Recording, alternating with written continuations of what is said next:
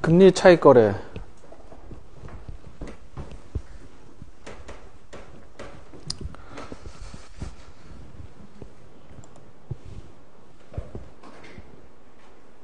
왜 화면에 아무것도 안 나타나지?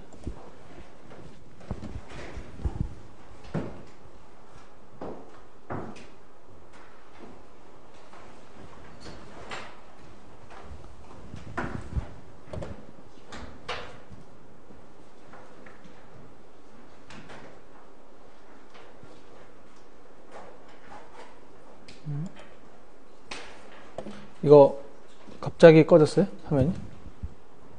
갑자기? 하다.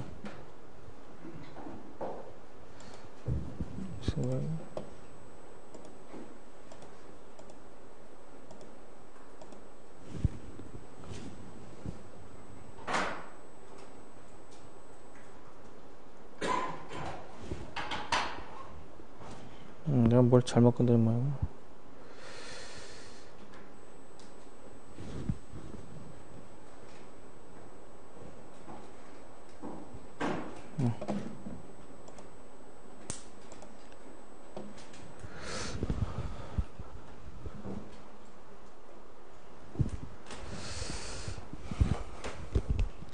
우리가 IRPT야. 시기 IRPT는 원래 이론 선물 환율을 나타내는 시기예요. 이론 선물 환율.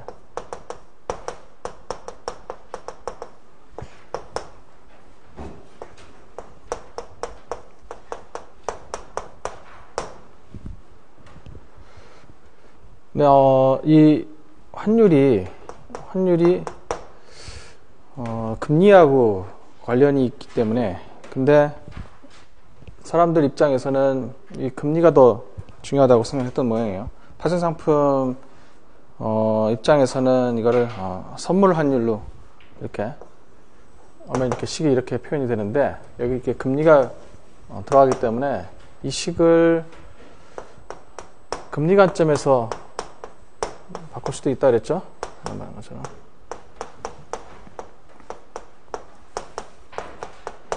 이렇게 하고 분모 1 플러스 알스타가 1에 가깝다 하는 가정하에, 사실 이 식을 들여다보면 1 플러스 알스타가 1에 가깝다는 거는 알스타가 상당히 작다 그런 건데, 그렇게 생각하면 R 마이너스 알스타는 그럼 더 작거든요.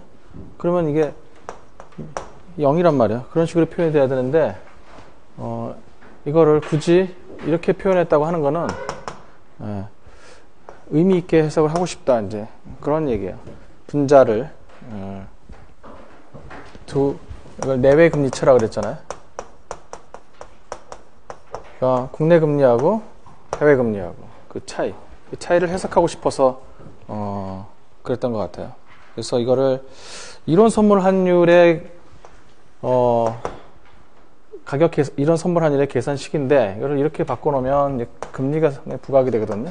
그래서 이걸 이제 금리 모형이다, 금리 결정 모형이다, 이렇게 해도 해석을 하는 것 같습니다.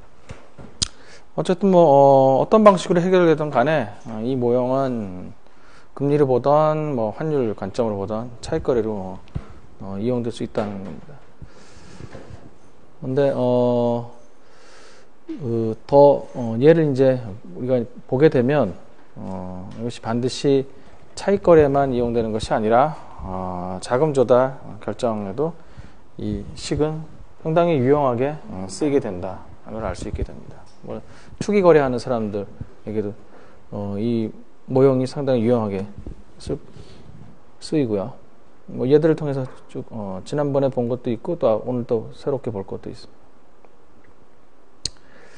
이 IRPT를 약식 증명하는 과정을 보면 우리가 일반적으로 기초 자산에 뭐 관계없이요, 항상 증명하는 방식, 이제 그것을 이제 이용하게 돼요. 그래서 기초 자산이 주식인 경우하고 뭐 논리는 같다, 그렇게 얘기를 했었죠. 그래서 단 차이는 이건 기초 자산이 화폐이기 때문에 화폐에서 금리가 나온단 말이에요. 그래서 항상 그러니까 기초 자산으로부터 캐시플로우가 잠깐만 갖고 있어도 화폐라는 건 시간 가치가 있기 때문에 그 캐시플로우를 반드시 고려를 해야 된다고 하는 거죠. 그래서 나중에 이거를 1달러 기준으로 본다면 1달러를 딜리버리 하기 위해서 1달러가 필요한 것이 아니라 금리로 나오는 것을 고려를 해서 우리는 이걸 1달러 현재 가치라고 그러죠. 그러니까 필요한 거는 1달러이기 때문에 우리가 지금 투자해야 될 돈은 1달러의 현재 가치다. 그래서 1달러의 현재 가치를 매수하는 데 드는 원화 비용.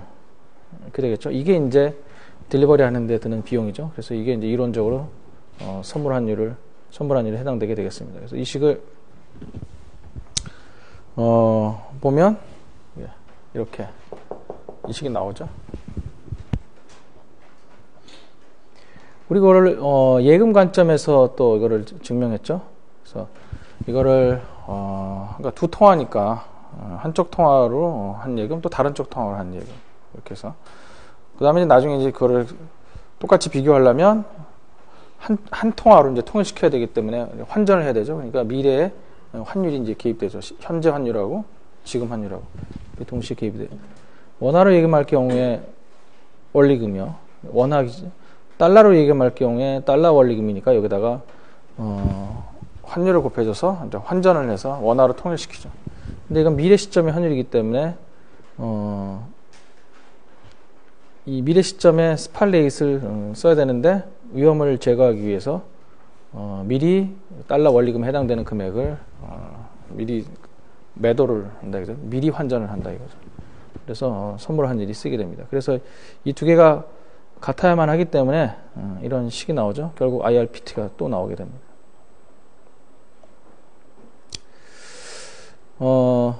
그래서 IRPT는 이렇게도 해석하고 그 다음 게 있는 게 이렇게도 해석이 가능하다. 이런 식으로 얘기를 했었습니다. 이거를 FX 스왑 레이시라고 부르는 이유는 처음에 현물 환율로 환전을 하다가 나중에 다시 미래 시점에서 선물 환율로 환전을 하게 되거든요. 근데 그게 처음에는 현물 환율을 사게 되면 나중에는 선물 환율로 매도를 하게 되고 현물 환율로 매도를 하게 되면 나중에 선물 환율로 매수를 하게 되는 그래서 두 개가 이제 반대가 되거든요. 반대 거래를 동시에 하게 된단 말이에요.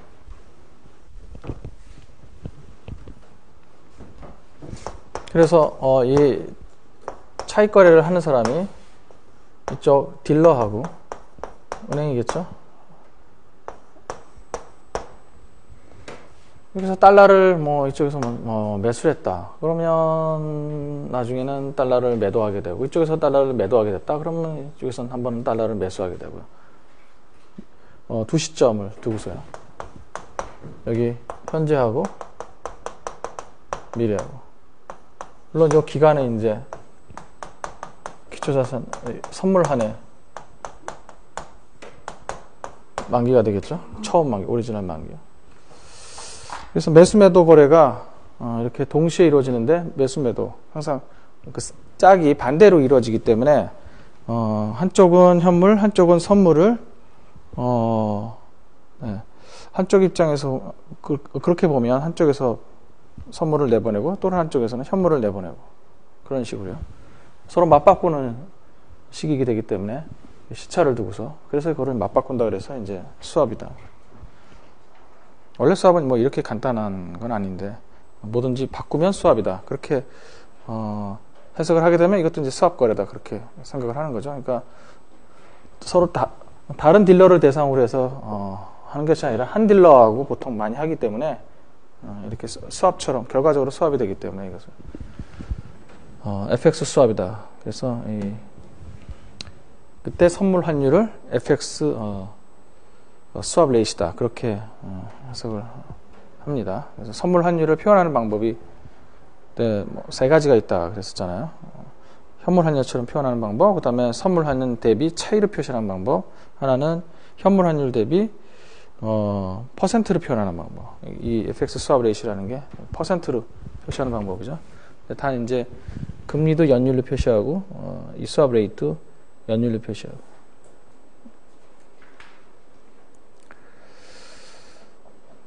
자, 그러면 이제 무위험 금리 차익 거래를 보도록 하겠습니다.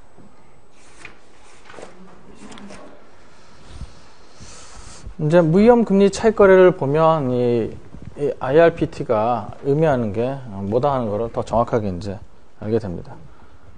직접 그 식을 이용하게 되는 거기 때문에. 이걸 이제 영어로는 Covered Interest Arbitrage다.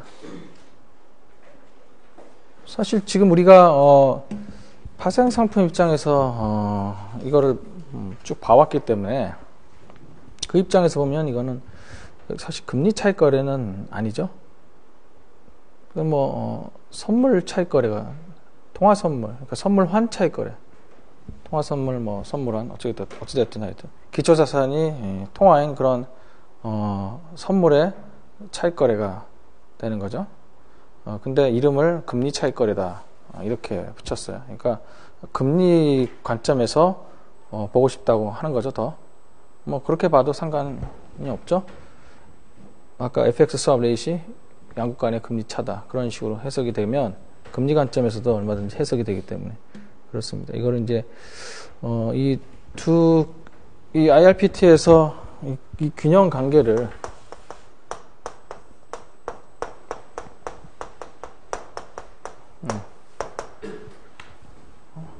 이거야 R하고 R 스타. 요 금리가 이런 식을 만족을 해야 된다. 이 식을 통해서 서로 R과 R 스타가 균형을 이루게 된다. 그래서 그게 벗어나면 차익거래를 유발한다. 뭐 그런 식으로 해석을 할 수 있다 이거죠. 처음에 부등식이 이렇게 돼 있는 경우에 즉 지금 오른쪽이 이론 선물 환율이죠. 이쪽이 이론, 여기를 이제 실제라고 그러면 이게 이렇게 큰 경우 이론 선물 환율보다 실제 선물 환율이 큰 경우, 그러니까 이게 고평가되어 있는 거죠. 선물 환율이, 그러니까 쉽게 해서 선물 가격이 고평가되어 있다. 그러니까 어떻게 돼요? 그러면 이제 선물을 팔면 되죠. 고평가되어 있으니까. 그래서 이쪽을 매도를 하고 큰 쪽을 이렇게 부등호에 큰 쪽을 매도하고 작은 쪽은 매수하면 돼요. 항상 이 차익 거래는 어느 쪽을 매도하느냐, 뭘 매도하고 뭘 매수하느냐, 그거를 전혀 외울 필요가 없어요. 항상 부등호를 중심으로 그때 주식 차익 거래를 할 때도 부등호를 중심으로 마이너스 사인이 보이지 않게 만든 다음에 큰 쪽을 매도하고 작은 쪽을 매수하면 돼요. 작은 쪽에 들어가 있는 어셋, 그렇죠? 기초자산, 여기서 이제 외환이 되겠죠? 외환을 매수를 하면 돼요. 결국 이제 이쪽은 기초자산을 매수, 즉 외환을 매수하는 쪽으로 전략을 구사하기 때문에 결국 외환을 매수해서 뭘 하겠어요? 갖고 있지는 않겠죠? 그럼 매수한다는 얘기는 화폐를 매수해서 그 다음에 이제 외화 자산에 자산으로 운용을 하겠다. 여기는 이제 투자라고 되어 있죠. 예금에 보통 투자한다는 말은 안 쓰니까 예금한다는 말을 쓰지. 그래서 이제 또 포함시켜서 운용한다. 그렇게 보시면 되겠습니다. 만약에 이게 이제 반대로 되면 미리 볼 수 있는 게 이게 반대로 된다 그러면 이쪽을 매도를 할 거기 때문에 이쪽을요.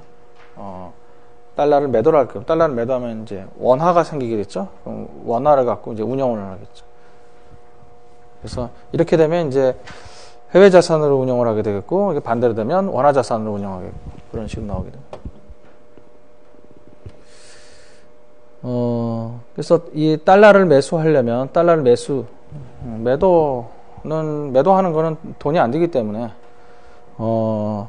매수하는 거요. 매수하는 쪽으로 매수를 해야, 그러니까 기초자산이요. 기초자산을 매수를 해야 돈이 들어가기 때문에 돈이 없다고 가정하면 돈을 빌려야 되겠죠.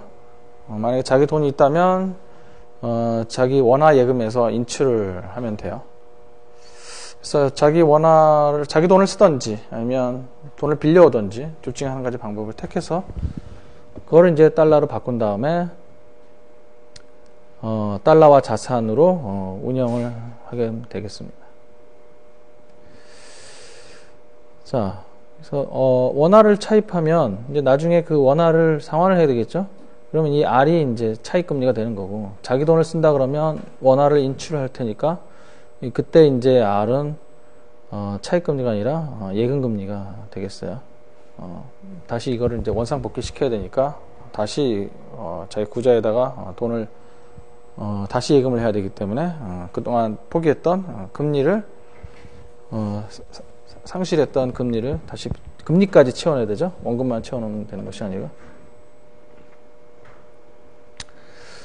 그렇게 해서 이제 달러 자산으로 환율, 그때 지금 현재 당시죠. 현재 환율로 환전을 해서 달러로 바꾼 다음에 그래서 달러 자산에 투자를 한다. 달러 자산을 운영한다. 여기 이제 예금한다고 되어 있죠. 돈이 많으면 기관 투자 같은 경우에는 예금할 필요가 없겠죠. 채권 시장을 이용할 수가 있으니까 보다 수익률이 높은, 일반적으로 항상 그렇다는 거예요. 일반적으로 수익률이 높다고 하는 채권에 투자하는 게 정상적인 방법이 되겠습니다. 대부분 다 채권에 투자를 해요. 예금하지 않고. 그러면 이제 이 상환할 자금이 미래에 여기서 달러 원리금이 나오게 되는 거죠. 달러 원리금을 갖고서 이 원화 차입의 원리금을 상환을 하면 돼요. 그때 다시 한번 이제 환전이 돼야 되겠죠. 그래서 이때 한번 환전하고 이때 한번 환전하고, 이때는 이제 달러를 사는 환전이고 이때는 달러를 파는 환전이 되겠죠. 그래서 현물화 매수하고 선물한 매도. 선물 거래는 지금 시점에 하는 거기 때문에 미래 시점에서 하는 것이 아니라 지금 시점, 요때. 그래서 요때 현물 거래하고 선물 거래가 동시에 이루어지게 되죠. 그래서 여기 써 있는 것처럼 현물한 매수하고 선물한 매도가 동시에 이루어지게 됩니다. 그래서 그거를 한 딜러하고 되게 같이 하기 때문에, 은행 같이 하기 때문에 이걸 FX 스왑, 그렇게 얘기를 하게 됩니다. 반대 매매를 서로 하기 때문에. 자, 우리 박준희 교수님 책 예제 4번에 보시면은 구체적인 수치가 나와 있죠. 여기는 지금 6개월 선물 환율을 대상으로 차익 거래를 하는, 물론 이제 이론 선물하고 실제 선물 환율하고 다르니까 이제 그렇게 하는 거겠죠. 자, 지금 6개월짜리 선물 환율이에요. 1230원. 이런 선물 환율을 계산해 봐야 되겠죠. 그러면 이런 선물 환율 시계 스팔레이, 그때 당시에 지금 시점에 1200원이죠. 1200원 곱하기 1 플러스 외화금리, 상대통화 금리죠. 이게 이제 이거에 익숙해지시면 돼요. 이게 달러원 환율이니까 이게 US 달러 금리가 여기 들어가고 KRW 금리가 여기 들어가게 돼요. 이게 이제 익숙해지면 우리나라 관점에서 보지 않아도, 즉 이 KRW가 개입되지 않고 뭐 이런 식의 이 두 통화 쌍의 선물 환율 그거 갖고 뭐 차익거래를 한다. 그러면 국제적인 투자자야 뭐 자국 화폐에 관련된 것만 하지는 않으니까 이것저것 돌아다니면서 뭐 얼마나 기회가 많이 널려 있어요. 그러니까 이렇게도 짝지어보고 저렇게도 짝지어보고 가지고 그냥 뭐 그렇게 하면 수학적으로 그렇게 뭐 한 20개의 통화가 있다. 근데 그걸 2개씩 짝지어본다. 20 컨비네이션 이거지. 경우의 수가 생기를. 물론 이제 거기에 이제 선물한 시장이 있다는 가정하에. 그렇게 되면 얼마든지 그렇게 해서 차익거래를 통해서 이것저것 돌아다니면서 이삭죽기라고 그랬죠. 그냥 돈을 긁어 모을 수가 있는 거예요. 그러니까 이게 이렇게 왔던 것처럼 GBP의 금리가 이쪽으로 오고 US 달러의 금리가 위쪽으로 오게 되고, 그렇게 생각하시면 됩니다. 이쪽에 이제 US 달러의 금리 6개월짜리 지금 운용을 6개월로 하기 때문에 선물 만기에 해당돼서 이 차익거래에서는 이쪽 차익거래에서는 뭐 주가지수 차익거래처럼 그를 나중에 기초자산이 반드시 딜리버리를 해야 된다. 그런 조건이 있을 때, 통화가 아닐 때, 그럴 경우에는 그 기초자산이 있어야 된단 말이에요. 그래서 딜리버리에 대한 부담이 있어요. 그래서 이제 만기가 되기 전에 이제 현금 정산을 해서 중간 청산을 한다. 그렇게 이제 그래서 차익거래를 중간 청산을 해야만 하는 경우가 있을 수 있다 그랬어요. 딜리버리를 해야 되는 경우에. 근데 이거는 통화기 때문에 딜리버리가 그렇게 어렵지 않아요. 그래서 그리고 또 이 차익거래에서 보면 달러를 운용해서 지금 달러를 예금할 게 원리금이 나중에 들어올 거기 때문에 이 시점에서 들어오기 때문에 자기가 선물 하나를 매도했다 그래도 즉 딜리버리를 해줘야만 한다고 그럴 때도 이걸 그냥 딜리버리 해주면 되기 때문에 이때 들어올 US 달러를 갖고 분명히 들어올 거기 때문에 이거를 딜리버리 해주게 되기 때문에 딜리버리에 대한 부담이 전혀 없죠. 그래서 그냥 만기 때 만기 청산을 하면 돼요. 중간 청산할 필요 없이. 그래서 정확하게 이제 그 선물한 만기 동안만큼 정확하게 운용을 하면 되는 거예요. 그래서 6개월. 이 금리가 연 6%니까 0.06에 0.06 나누기 2 이렇게 하면 된다 이거죠. 위에도 이제 KRW 금리요. 10% 6개월이니까 나누기 2 이런 식으로 해서 이론 선물환율이 1223.3.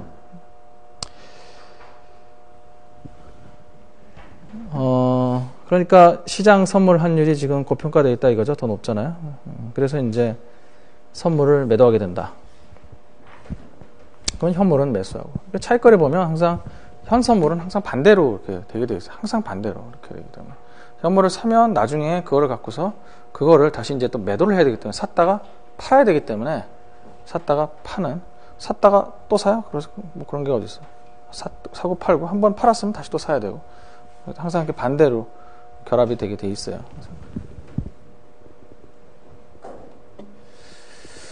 자, 그래서 이와 같은 거래를 거치면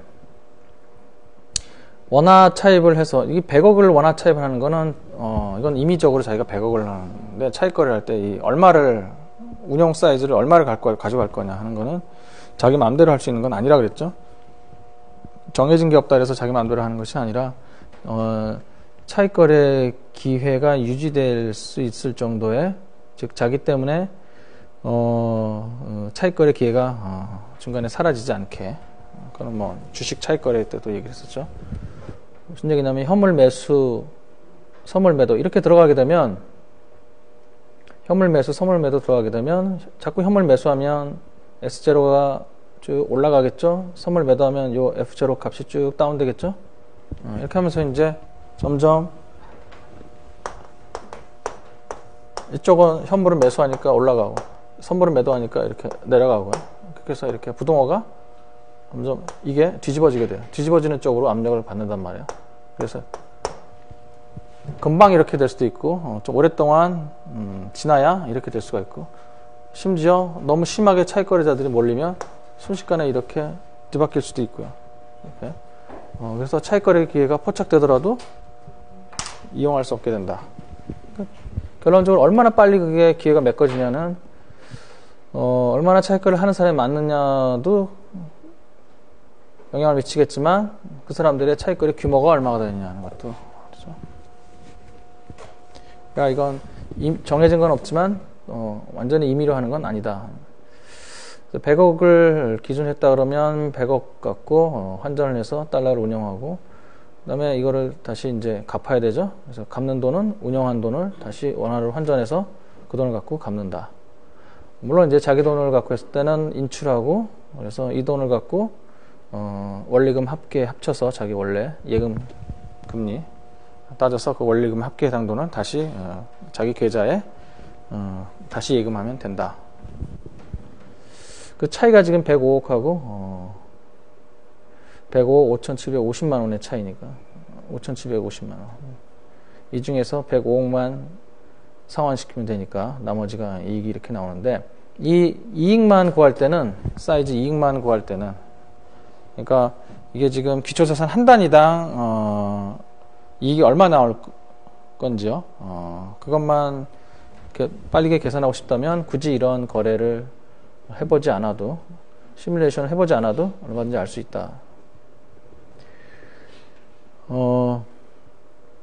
1달러 기준으로 하면, 이거는 이제 수익과 비용 관점에서 보면 돼요.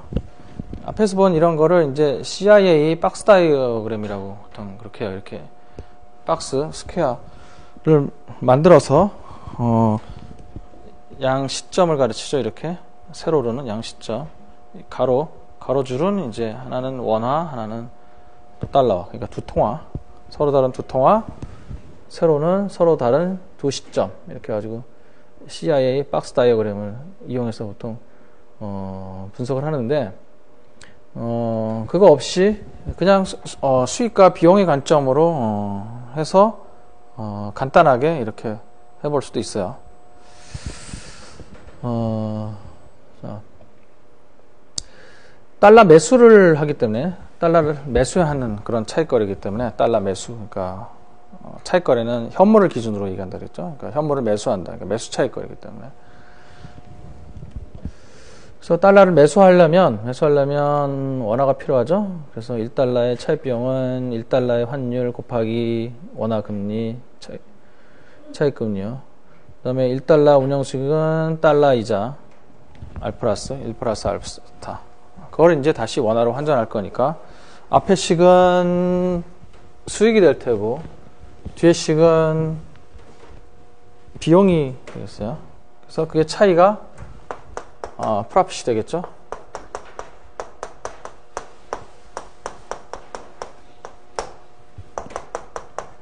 수익, 비용.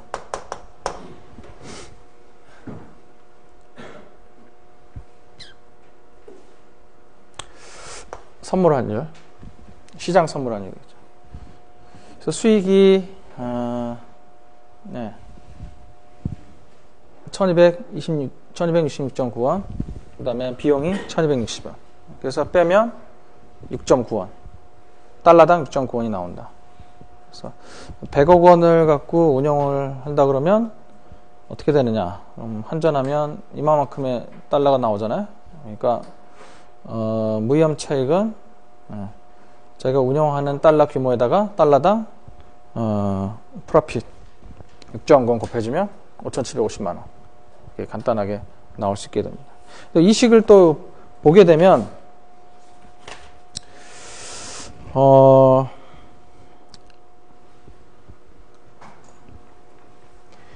이 보통 금리만 보고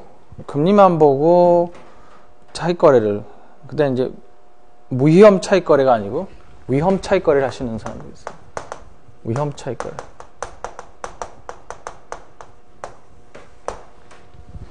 지금 여러분들이 그 눈치를 채셨는지 모르겠지만 여기 3번에 보시면 원화 금리가 10%고 달러 금리가 6%예요. 즉 R이 더 커요. 달러 금리가 더 작아요. 이게 원화 금리가 더 크고. 그러면 이 금리만 보면 보통 어떻게 생각하냐면 낮은 쪽의 금리로 조달을 해서 높은 쪽의 금리로 운용을 하겠다. 그러면 그 금리의 차이만큼 차이가 날 수 있는 건 아니냐.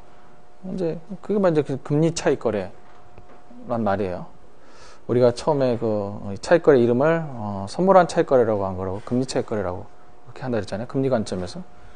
그래서 금리 관점에서 보면 이런 식의 생각을 할 수가 있는데, 지금 결과적으로 우리 무위험 차익 거래에서는 낮은 금리로 조달해서, 높은 금리로 조달해서 낮은 금리로 운영을 했어요. 오히려 이게 지금 6%고 이게 연율 10%니까 금리만 봐서는 도저히 이해가 안 가는 거죠. 근데 한 번만 더 생각해 보면 뭐 맞는 얘기예요. 이게. 왜냐하면 이 퍼센트라고 하는 건, 퍼센트라고 하는 건 이 뭐의 10%예요? 이거는 지금 원화의 10%고 6%는 달러화의 6%예요. 이 퍼센트 10% 마이너스 6% 4%.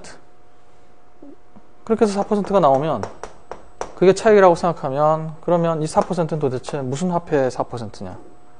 달러의 4%냐? 퍼센트의 4%냐? 상당히 혼란스럽죠? 예. 그래서 이 퍼센트 금리가, 금리에서 그 금이라고 하는 돈의 금리가, 이 돈의 화폐가 서로 틀리기 때문에 이게 단순 계산해서 빼서 4%가 차익이다. 그렇게 하면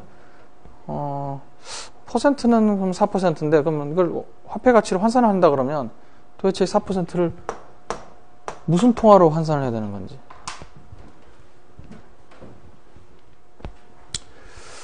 자, 그래서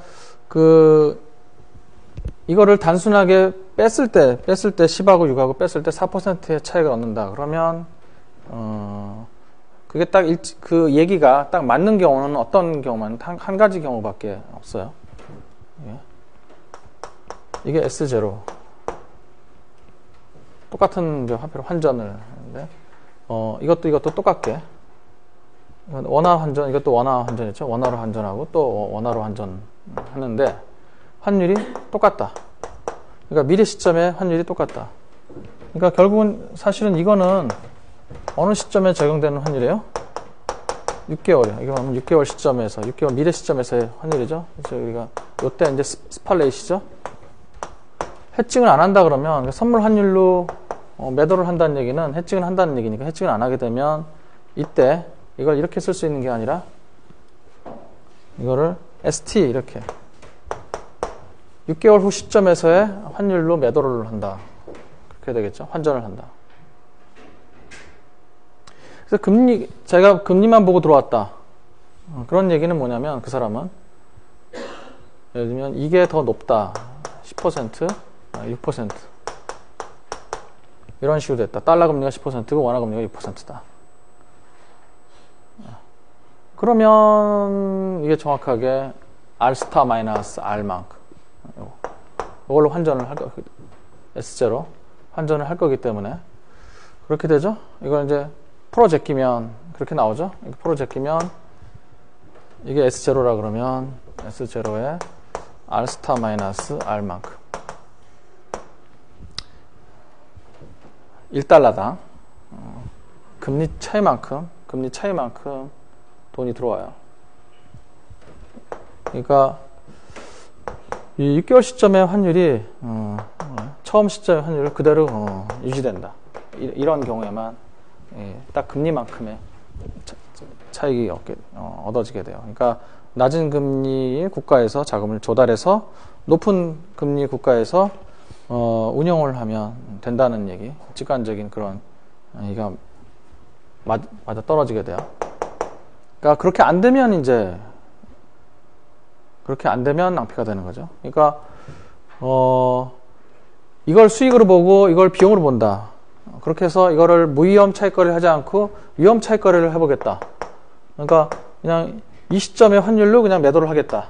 이 시점의 환율로 매도를 하겠다. 그러면 우리가 환율이 어느 정도 돼야 이익을 얻을 수 있냐는 그 손익분기점 환율을 계산할 수 있게 돼요. 그럼 이거를 0으로 만드는 환율이 바로 손익분기점 환율이 되겠죠? 그래서 환율이 어느 정도 돼야 되느냐?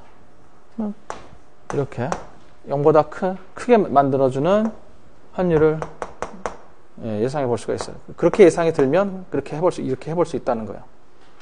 그러니까 이거 해칭을 안 하고 그냥 이 시점에서 매도를 하겠다고 하는 거는 위험을 감수하고 환율의 방향에 대한 배팅을 한번 해보겠다.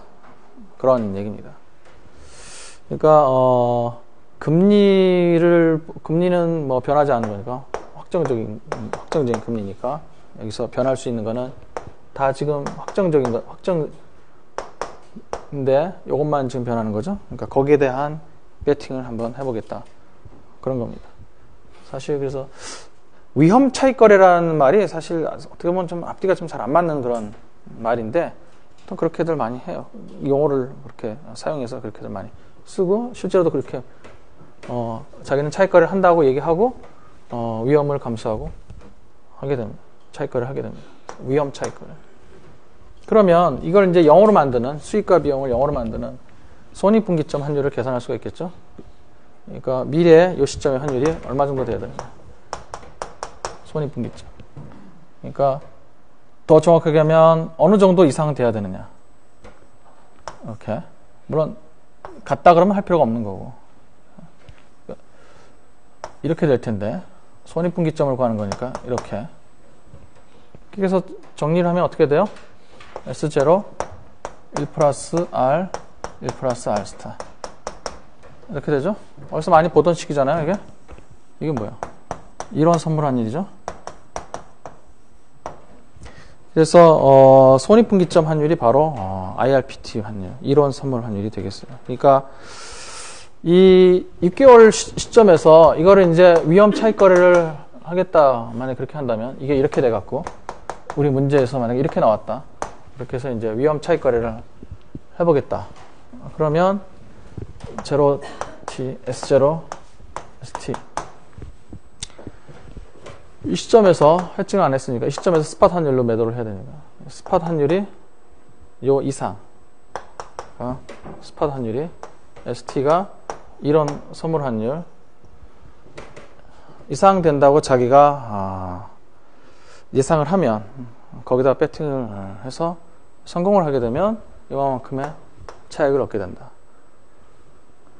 만약 이렇게 안 되면, 실제로 갔는데 이렇게 뒤집어지면 아무리 금리가 이렇게 높아도 손해를 보게 된다. 그렇게 되는 겁니다. 그래서 뭐 엔캐리 트레이드라고 하는 게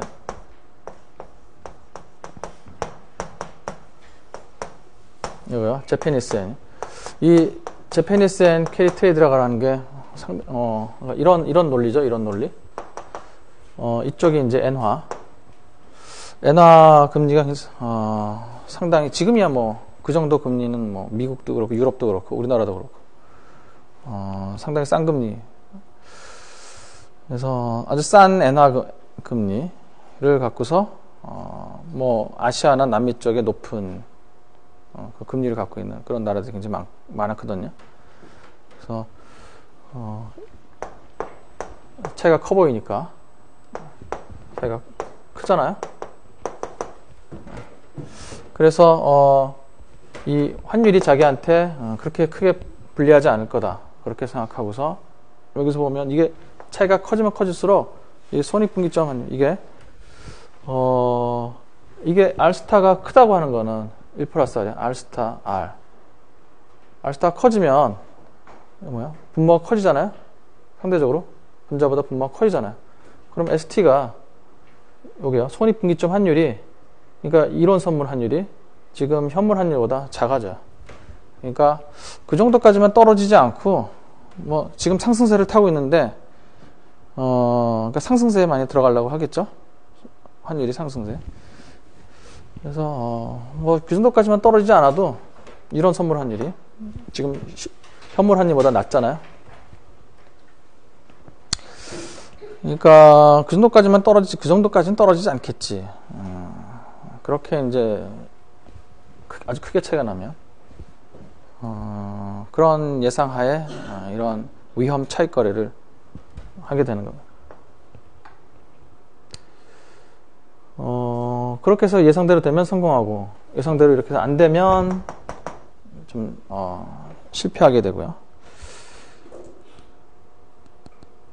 그러니까 결국은 이게 뭐가 관건인 거예요? 여기서 위험 차익 거래하는 사람 입장에서 뭐가 관건인 거예요? 자기가 얼마나 결국은 환율을 얼마나 잘 자기가 예측을 잘 하느냐, 자기의 배팅이 얼마나 잘 맞아 들어가느냐가 결국은 결정되게 되는 거예요.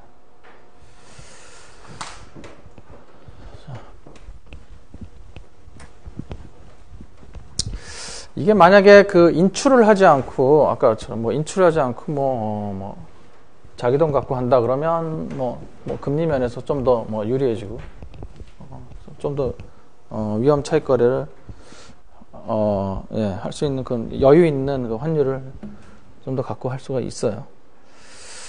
자, 어쨌든 이 IRPT가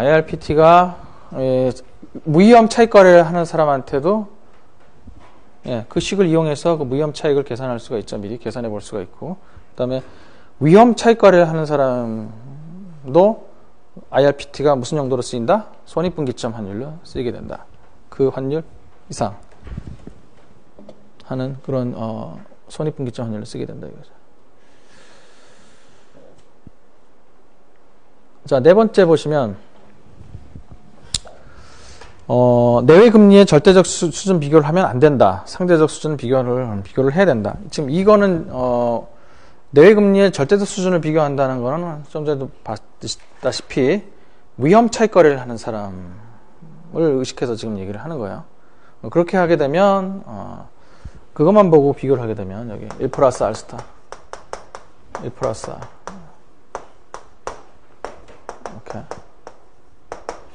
위험이 뒤따르기 때문에 앞이 커 보이고 뒤가 작아 보이고, 즉 그런 식으로 생각을 하게 되면 이렇게 위험 차익 거래를 하겠다는 거니까 그건 이제 확실한 수익이 아니다 그런 거죠. 그래서 확실한 수익을 얻으려면, 즉 무위험 차익 거래를 하려면, 무위험 금리 차익 거래를 하려면 내외 금리의 절대적인 수준을 비교하면 안 된다.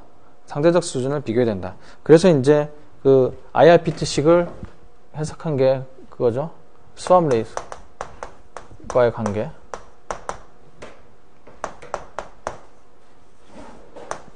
두 금리의 차이요. R-R 스타. 네.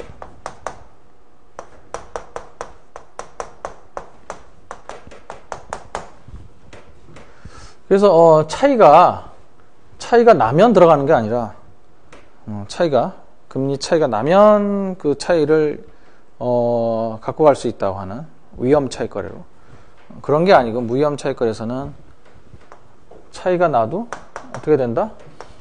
이게 바로 이제 손익분기점의 역할. 이 차이하고 이 차이를 환율하고 같이 비교해야 된다. 결국은 이제 환전을 해야 되기 때문에, 빌려서 할 경우에 다시 그걸 갚아야 되기 때문에 환전을 해야 되거든요. 그래서 처음에 자기 나라 돈이 또 아니기 때문에 처음에도 또 외국 자산에 투자하려면 또 환전을 해야 되고, 그래서 하여튼 그 외환이 개입이 되기 때문에, 두 시점에서 외환이 개입이 되기 때문에 환율이 이런 식으로 두 시점의 환율이 개입돼야 된다. 그래서 그 환율을 동시에 고려를 해야 된다. 금리 차이만 고려하면 되는 것이 아니라 이게 플러스면 무조건 돈을 벌 수 있다. 그런 생각은 위험하다. 실제로 리스키하잖아요. 그래서 리스크 없는 차익을 거두려면 이 차이하고 이 차이를 비교해야 된다. 즉 IRPT식을 봐야 된다 그런 얘기죠. 결론이 아까 위험 차익 거래 하는 사람도 결국은 다시 또 IRPT식을 결국은 보는 거거든요. 손익분기점에 해당되는 거니까. 그래서 IRPT식을 결국은 봐야 된다 하는 거예요. 그래서 IRPT식이 아주 절대적인 기준이 되겠습니다. 투기 거래를 하는 사람이건 이런 차익 거래를 하는 사람이건 다 IRPT식을 꼭 보고서 판단을 해야만 한다. 그런 얘기입니다. 그래서 이 균형이 깨지면 이제 차익 거래를 유발한다 이거예요. 이게 반드시 뭐 플러스이면서 이게 균형이 깨지고 그런 것이 아니라, 이게 플러스건 뭐 마이너스건 상관없이 하여튼 이 식이 성립되지 않으면, 그래서 이렇게 돼버리면 무조건 차익 거래를 얻게 된다 하는 겁니다. 단순히 내외 금리 차가 뭐 나느냐 안 나느냐 그런 얘기가 아니라요. 환율하고 연결이 돼야 된다. 그래서 결국 금리 균형이 깨질 경우 환율이 조정되어 균형이 회복된다. 이런 말은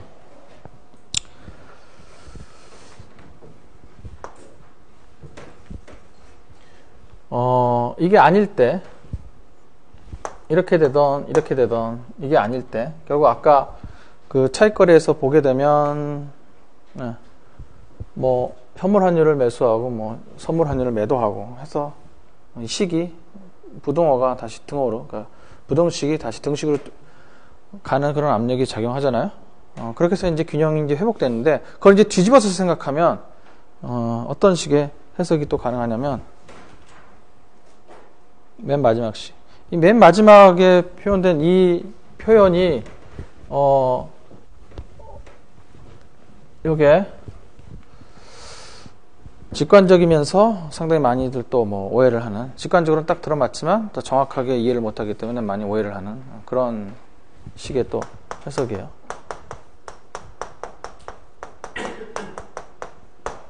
자, 이제 금리 차익 거래라고 하는 거는 위험이 없이 금리 차익 거래를 하려면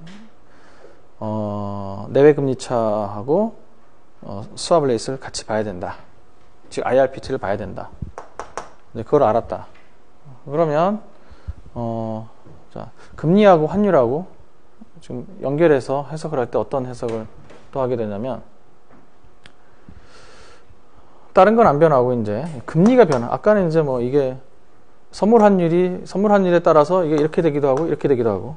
그러니까 이거 이제 이론이 아니고 이제 실제 선물 환율이 이론 선물 환율에 비해서 커지고 작아지고. 환율이 변했을 경우에 이제 다시 차익 거래를 유발한다. 그런 식으로 됐잖아요.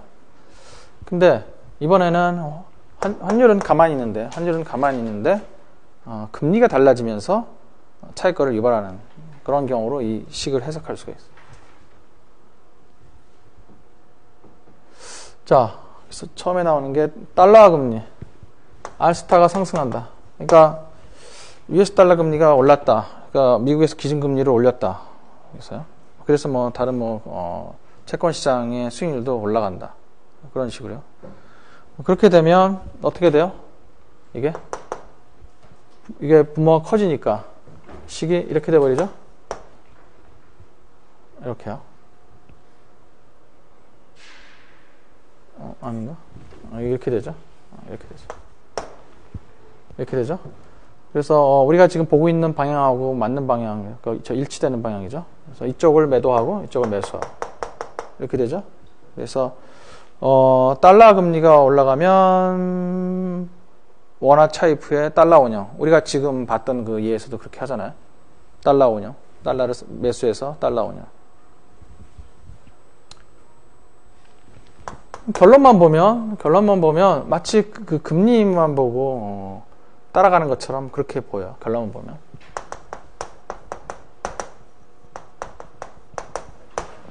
그러니까 US 달러 금리가 올라가면 US 달러 운영. 보통 이런 얘기를 많이 하거든요. 달러 금리를 올리면 그래서 외국 자산, 외국의 그러니까 전 세계 그 돈들이 갑자기 미국 쪽으로 몰리게 된다. 미국 쪽 자산에 투자하게 된다. 그런 얘기 하거든요. 달러 운영 쪽으로 간다. 그게 무슨 얘기냐면 단순히 그래서 그렇게 생각하면 안 돼요. 달러 금리가 올랐으니까 달러 수익률이, 달러 가치가 올라가니까 그래서 달러 표시 자산 내 수익률이 올라간다. 그러니까 자기네 나라 아니면 다른 화폐 표시의 자산을 내버려 두고 달러 쪽 수익률이 올라가니까 그쪽으로 몰리는구나. 이런 식의 해석을 하면 안 돼요. 그런 해석이 아니라 그렇게 되면 뭐 그게 영원히 움직이나 그러면 그런 식으로 생각하면 어떤 나라에서 자기네 나라로 돈이 전부 몰리게 하려면 자기네 계속 금리를 올리면 되겠네. 그럼 계속 돈이 들어오겠네. 언제까지? 영원히? 다른 나라에서 금리를 가만히 두고 자기만 올렸다 그러면 자기네 나라로 계속 돈이 들어오겠네. 영원히? 그런 얘기가 아니죠. 그러니까 상대적으로 해석을 한 거죠. 즉 IRPT 관점에서 보는 거야. 그런 얘기는 균형이 깨지기 때문에 이런 방식의 차익 거래를 한다 그런 거예요. 이런 방식으로 차익 거래를. 그래서 이런 건 언제 끝나게 돼요? 영원히 못 가는 거죠. 언제까지? 다시 이게 균형을 이룰 때까지. 균형을 이루면 멈추게 되는 거죠. 그래서 이제 또 다른 나라에서 또 뭐 금리를 뭐 오르던 내리던 해서 또 균형이 깨지면 또 이제 차익 거래를 유발하는 거. 그래서 차익거래 자리에 들어오면 다시 균형으로 들어가는 거고. 그러니까 차익거래자들 때문에 이게 자꾸 균형으로 돌아오는 거죠. 그렇게 되면 이제 금리가 안 움직이고 대신 뭐가 움직여요? 그러니까 금리를 인상하고 뭐 인하하고 하게 되면 뭐가 움직이게 돼요? 환율이 움직이게 돼요. 환율이. 금리를 올리고 내리고 하게 되면 환율이 움직이게 된다. 그래서 달러 금리를 올리면 달러 환율이 올라가게 되죠. 이쪽 매수하니까 달러 금리를 올리면. 그러니까 달러 강세가 된다. 그런 얘기죠. 반대로 이제 원화 금리를 올리게 되면 분모가 커지겠죠? 그러면 이렇게 되겠죠? 반대 상황. 그러면 이제 정반대로 이제 이쪽은 달러화 매도, US 달러 매도, 그다음에 이쪽 현물한 매도, 선물한 매수. 그래서 반대로 좀 이따 이제 살펴볼 거지만 바로 달러 이제 반대가 되는 거죠. 달러를 차입해서 원화를 운용하는 반대로. 그러니까 결론이 원화 금리가 올라가면 원화 자산 운용 늘어나게 된다. 그러니까 금리만 보고 달려드는 게 아니에요. 이게 원화 금리가 유리하니까 원화로 뭐 그런 뜻이 아니에요. 지금 IRPT 식을 보고 지금 균형이 깨졌기 때문에 차익거래 때문에 그렇게 하는 거예요. 그래서 언제까지? 다시 이게 균형을 회복할 때까지. 뭐에 의해서? 환율이 움직이죠? 환율이 움직여서. 그러니까 금리를 인상하거나 뭐 인하하거나 뭐 이렇게 해서 금리가 움직이면 따라서 외환시장의 환율이 따라서 움직이게 된다 하는 겁니다. 이 IRPT 균형식을 맞추기 위해서. 그러니까 이 차익거래에서 나오는 이 IRPT 이 식은 그러니까 이론으로만 존재하는 항상 파생상품에서 나오는 이론적인 가격이라고 하는 거는 그냥 아카데미에서 만들어내는 그런 이론적인 가격으로 그냥 따로 존재하는 그런 것이 아니라 주식처럼 그런 게 아니라 이 파생상품에서는 항상 그 이론식이 맞지 않으면 차익거래를 유발한단 말이야. 즉 그런 얘기는 뭐냐면 이론 균형식이 실제에도 그 균형을 맞아야 된다. 그런 얘기.